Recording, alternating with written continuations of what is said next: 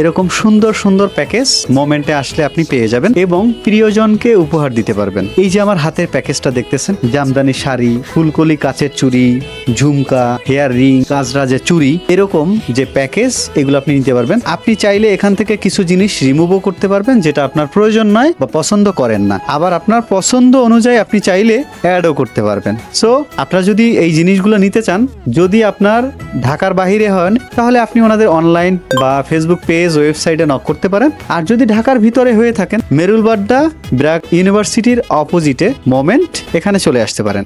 সোনা দানা কিছুই তো চাই না।